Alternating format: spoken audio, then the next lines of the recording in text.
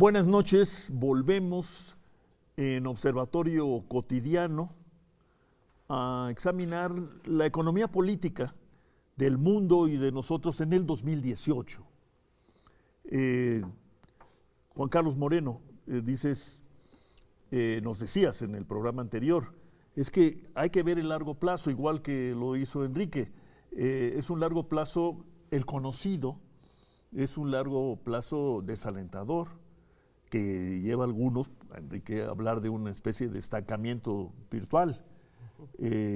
O lleva a Carlo a decirnos que reaparece, si es que alguna vez se fue, el fantasma del desequilibrio externo, sí, vinculado con la pérdida de potencial de crecimiento. Exacto. Y tú has insistido en las políticas. Hay que usar recursos, hay que usarlos bien, pero hay que usarlos. Sin duda. Los instrumentos de la política es los impuestos, el endeudamiento, el gasto y la inversión. ¿Qué decimos de esto hoy y para 2018? Hoy decimos, para empezar, recordando Argentina, tiempo atrás, que decían que el largo plazo son 6 meses. O sea, dado el 2018, el largo plazo son 6 meses. Vamos a ver cuál es el debate en términos de la política económica, qué es el candidato que va a traer a la gente a que vote y que vote por un cambio. Pensar que lo mejor es seguir igual, andamos muy mal. Que si nos quieren asustar con un cambio, de que no caigamos en el cambio porque puede estar esto, hay que defender la estabilidad, andamos muy mal porque el mexicano promedio no se ha beneficiado. Los instrumentos que hemos usado, se nos olvidó lo que, no lo cito normalmente al presidente Peña Nieto, pero él cuando empezó dijo que México, está escrito por cierto en el Plan Nacional de Desarrollo, dice, México ha vivido muchos años bajo la idea errónea que la estabilidad macro es condición necesaria y suficiente para el desarrollo. Dijo que no es cierto, es una condición necesaria, mas no suficiente. Que se necesita una política activa por el desarrollo y la fiscal es los impuestos, empezando por ahí. Los impuestos, bueno, ¿qué es lo que tenemos hoy? ¿De dónde partimos? Hoy tenemos, ya se aprobó el año pasado, sí, una ley de ingresos y un presupuesto de egresos. Y se acaba de aprobar una ley de ingresos y un presupuesto de egresos para 2018. De ahí partimos, ¿no? Con eso actuamos, con eso se supone que el Estado debe actuar para mover la economía, para pararla, para abrirla. Y las fanfarrias son de que qué bueno que se está bajando la deuda como proporción del PIB y qué bueno que por primera vez se tiene un balance primario positivo. Balance primario quiere decir que los ingresos corrientes superan a los gastos. ¿Sí? Quitando los intereses. Por eso. Sí. Eso quiere decir. Pero se nos olvida, por ejemplo, que hace 3 años teníamos lo que sería un espacio fiscal en el sentido de hay ingresos, como sabemos, pero también hay gastos inerciales, hay gastos que hay que hacer. Las pensiones, las aportaciones, el pago de deuda. Antes teníamos por ahí en el 2014, teníamos cerca de 8 puntos de margen para hacer política pública. Después eso se ha ido perdiendo. Hoy en día, para el 18 está proyectado que tendremos, si acaso, 3 puntos del PIB para hacer política pública. En el 17 tuvimos 2.8. Eso no es nada, Rolando. Tenemos nosotros una proporción de inversión pública a PIB que está a niveles históricamente bajos desde los 50, prácticamente casi desde Lázaro Cárdenas. No veíamos una proporción tan baja de inversión pública a PIB. Eso es impactante en nuestra infraestructura, nuestra competitividad, nuestra inversión privada. Pero no se inmutan ni las autoridades hacendarias a las que te referías hace rato, en el sentido de hace rato, la semana pasada. Y me puedo referir hace rato también. Tenemos que cambiar nuestra manera de evaluar a la autoridad fiscal y financiera, pero tampoco se conmueven mucho nuestros diputados frente a este panorama. Tenemos un problema con nuestros diputados si no se conmueven ese panorama, y tenemos un problema con la autoridad financiera. Uno diría, cosa que tú has dicho en otras ocasiones que hemos estado juntos los 4 también, una economía de derechos. ¿Por qué no evaluamos así, no solo al secretario de Hacienda, sino al gobierno? ¿En qué medida los mexicanos hoy en día están mejor que hace 6 años en el cumplimiento de sus derechos básicos?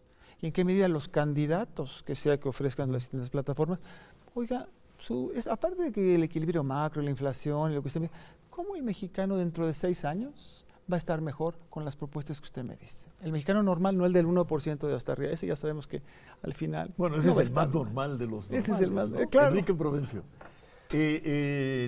tú llevas las cuentas de la República.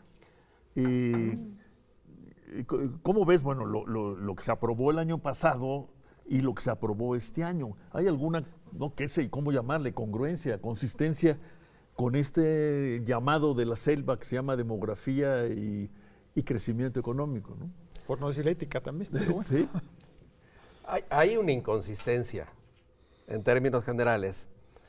2017 vivió un gran ajuste presupuestal, silencioso, por cierto.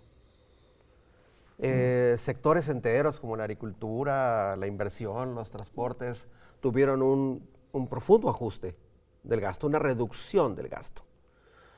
En 2018 ese ajuste ya no va a ser tan intenso. Sin embargo, porque ya se hizo. Porque ya se hizo en 2015, 16, 17, pero de todas maneras va a continuar. El gasto público que nos importa, el gasto neto, en 2018 va a seguir reduciéndose, alrededor de 3% en términos reales, es decir, descontada la inflación. Y la inversión pública, tema que mencionaba Juan Carlos, en 2018 estará alcanzando uno de los puntos más bajos, en efecto, desde los años 40 del siglo XX, lo cual va a agudizar la dinámica de bajo crecimiento y deterioro de las capacidades productivas, el crecimiento potencial que decía Carlo Panico. Pero además, en 2018 sufrirá un ajuste a la baja, una reducción, el gasto en agricultura, el medio ambiente e incluso una parte del gasto social, entre otros conceptos como el gasto en cultura, por ejemplo, del gobierno federal. ¿Por qué razón? Porque en efecto, para saldar las cuentas en una reducción del déficit en 2018, se están reduciendo los requerimientos financieros, es decir, el uso de recursos que de la economía hace el gobierno para financiar la deuda. Pero visto en conjunto, el trienio 2015-2018 habrá sido un trienio de profundo ajuste en las finanzas públicas, de reducción del gasto público, de reducción de la inversión y de otros factores. Podrá decirse, porque en parte es cierto, que todo eso es indispensable para poder reducir el endeudamiento y también porque el gasto en pensiones del gobierno federal continúa y continuará creciendo hasta ya muy entrada la década próxima, a la década de los años 20. Y es cierto. Lo que no es cierto es que sea la ruta inevitable. Porque la opción que ha tomado el gobierno federal, en efecto, es agotar o... No subir impuestos ni deuda. Exactamente. Hubo un aumento de impuestos y de hecho con muy buenos resultados. Al principio. Los ingresos tributarios del gobierno federal mexicano crecieron aparentemente, ya tomando la previsión de 2018, en 3.5 porcentuales del PIB. De no haber sido por ese incremento, la caída del precio del petróleo hubiera provocado un desastre social y económico en México. Pero 2018 es otra vez una continuación de años de mucha austeridad fiscal, con profundas repercusiones en la inversión y por tanto con un efecto negativo en el crecimiento. Entonces, ¿tú mantendrías el supuesto, que ha sido el supuesto rector, de que la inversión pública es perfecta o casi perfectamente sustituible por la inversión privada? No, absolutamente. Porque cuando se operó los primeros ajustes, se dijo, bueno, no nos preocupemos. El espacio que deja la pública lo ocupará la privada. No es así, porque la inversión pública y la inversión privada son complementarias. En general, cuando la inversión pública aumenta y se hace de forma eficaz, la inversión privada aumenta, porque los privados necesitan tener al lado un apoyo para reducir la incertidumbre de lo que están haciendo. Y ese es en todo el mundo así. Además, es de lo que decían antes Juan Carlos y Enríquez, me parece fundamental que la disciplina fiscal es máximamente importante en las situaciones financieras internacionales que hay, pero se puede obtener de varias maneras. En el mundo en general se ha empezado con reglas fiscales tipo la regla de responsabilidad haciendaria, que ponen el equilibrio de los gastos, sí, cero déficit. Se está abandonando y se ha abandonado. ¿Por qué? Porque este va a aprietar la inversión pública necesariamente, ¿no? El gasto social es más difícil de contraer. Y ese es un efecto negativo. Entonces, en muchos países se ha decidido de quedar afuera de la regla fiscal la parte que se refiere a la inversión pública. Yo creo que aquí se tiene que hacer. El Fondo Monetario así recomienda. Enrique, Todos, ¿cómo lo verías? Bueno, para comenzar, en 2018, lo que yo veo y me habría gustado ver es que hubiera una flexibilización de este criterio de restricción fiscal, sobre todo porque el presupuesto de 2018 no se compadeció de los afectados por los sismos de 2017.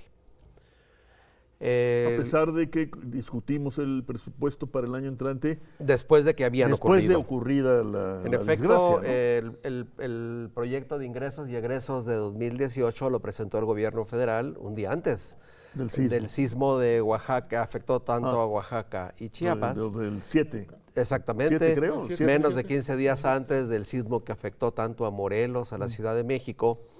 Y la señal que el propio gobierno federal mandó a la Cámara de Diputados después, cuando ya se iba a aprobar el presupuesto, es que se quedara igual el presupuesto. Se armó un escándalo entre ciertos sectores porque la Cámara de Diputados aumentó 43 mil millones de pesos el presupuesto, en su mayor parte para la reconstrucción por los sismos, no en su totalidad. Y se armó un escándalo porque se estaba supuestamente violentando la regla básica de no asignar ingresos sin encontrar los ingresos. Lo que ocurrió es que hubo un cambio en los supuestos macroeconómicos, pero fue equivalente al 0.23% del Producto Interno Bruto, es decir, tampoco fue una modificación drástica. Sí, algo que alterara realmente Sin los embargo, equilibrios. a pesar de que se le asignaron más recursos al presupuesto para atender desastres, que quedó en alrededor de 16 mil millones de pesos en el gobierno federal para 2018, fue una aportación insuficiente. Ante una situación de desastres y ante tantas personas afectadas, había una oportunidad de activar circuitos de inversión y gasto que facilitaran reconstrucción, estímulo a la economía de Oaxaca, de Chiapas, sobre todo el istmo de Tehuantepec. Sí, un verdadero impulso al sur, del que hemos dicho que una y otra vez que también existe, ¿no? Que por lo demás le estamos debiendo como nación al sur en general, y se lo estamos debiendo en particular ahora en esta situación tan lamentable como consecuencia de los terremotos en Chiapas y Oaxaca. Pero ese es un signo, y creo que es un signo muy importante de cómo la ortodoxia no se compadece de la realidad ni demasiado incluso de un desastre. Eso me preocupa mucho porque está demasiado cerca a la realidad. Vamos a una pausa y continuamos.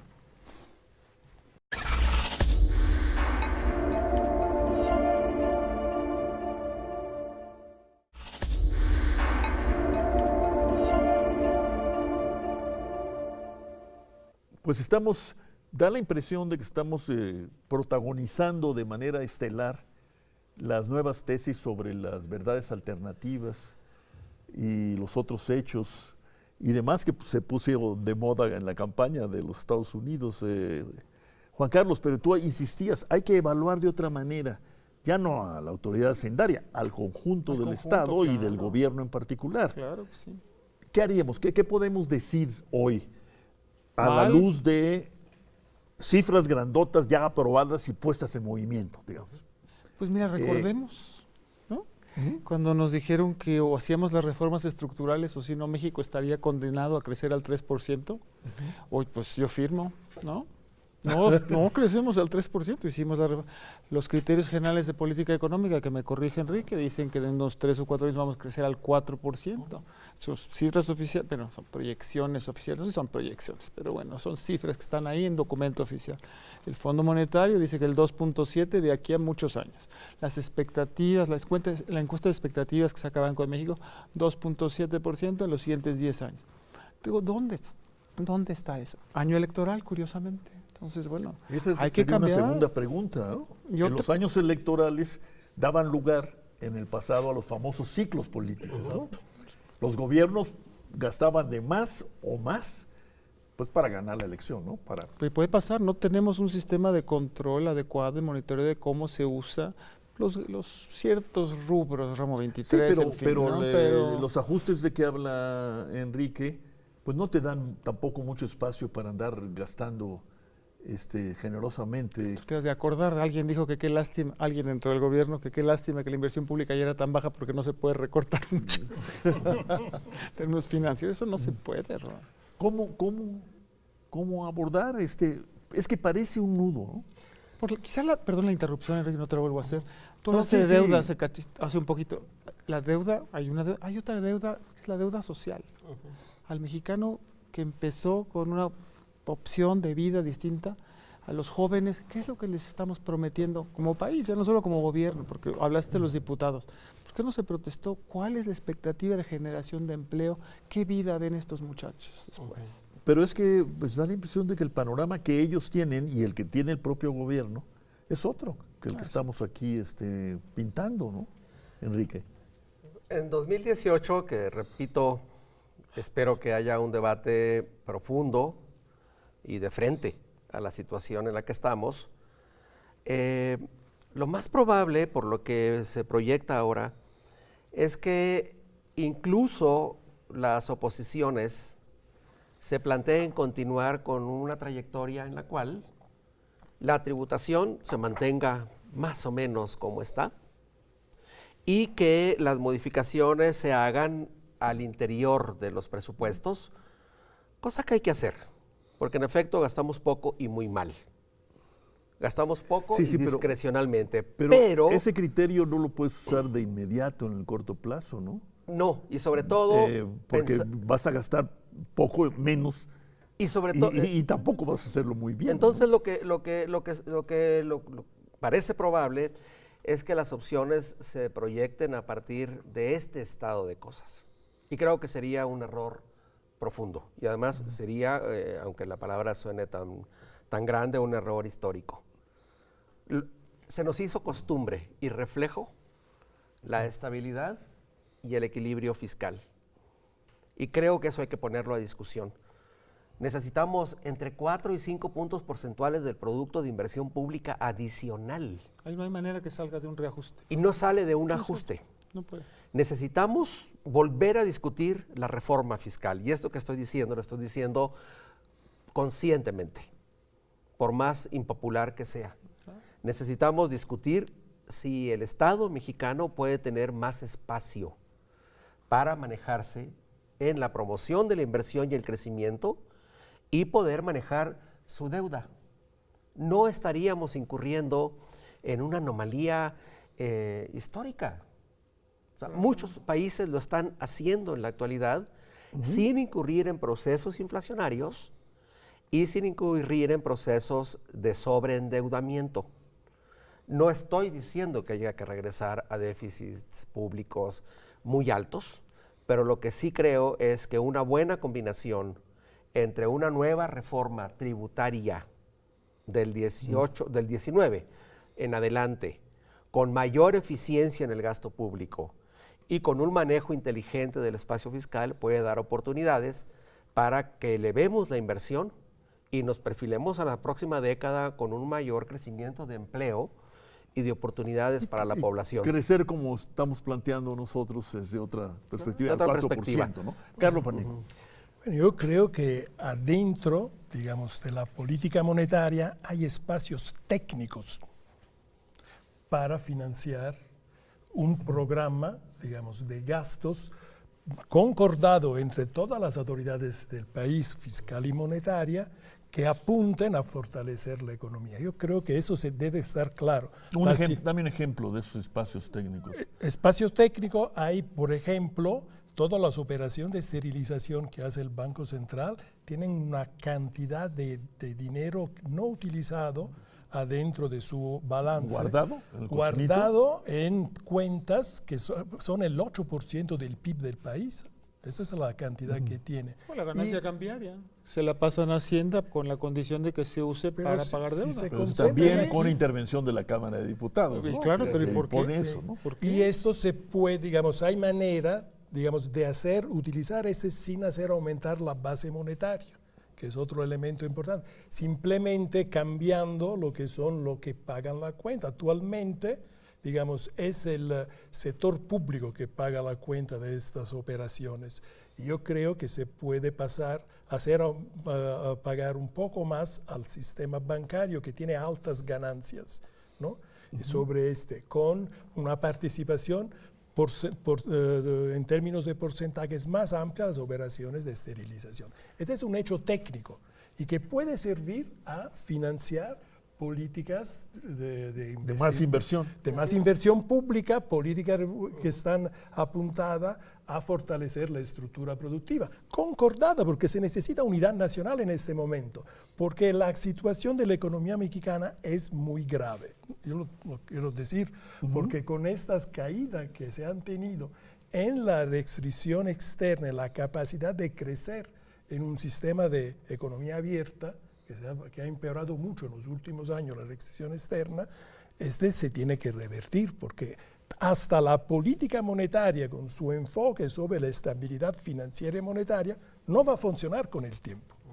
Juan Carlos. O reforma fiscal o no hay manera. Tiene razón Carlos de las libertades que da la política monetaria, pero, y subrayando lo que dice Enrique, nosotros podemos tener equilibrio fiscal, pero equilibrio fiscal con cuánta carga tributaria y con cuánto gasto. Hoy en día, con los ingresos que tenemos y el gasto ya inercial, el gasto comprometido, insisto, solo hay 3 puntos para hacer política económica. ¿A dónde los vamos a meter? A inversión pública, a pensiones, a educación, ¿a qué? Eso es insuficiente.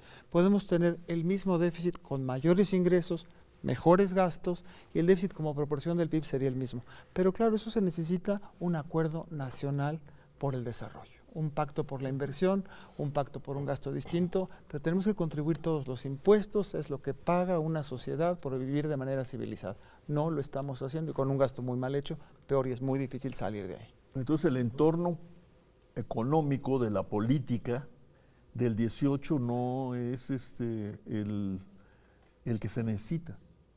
No, definitivamente. Claro, uno podría introducir el optimismo a fuerzas con calzador y decir, precisamente por eso va a haber un reclamo por cambio. Tampoco el entorno político, porque ¿sí? el Banco Central hace sus tareas cuidando la estabilidad financiera, pero si la política no le pide con fuerza de participar a fortalecer la estructura productiva, claro que no va a tener ningún empuje en esta dirección. Hay un ataque ideológico contra el Estado, contra todo lo que hace es mal, todo es corrupto, todo es un desastre. Entonces ahí y vamos a acabar descubriendo que el Estado va a tener que venir al rescate. Pero más vale, el Estado de Derecho. Hay un problema ideológico todavía, a pesar de todo lo que hemos vivido en estos años del 7, 8 y 9 en adelante. Yo digo que sí. Sin duda, porque lo que decía Enrique muy bien, de que la reforma tributaria fue muy buena en términos de lo que subió, y la respuesta fue brutal.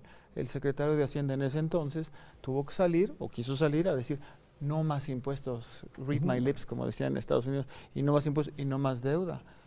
Claro. Por lo visto, nuestros políticos no creen que las implicaciones sociales de un mal desempeño económico vayan a su vez a repercutir en la política.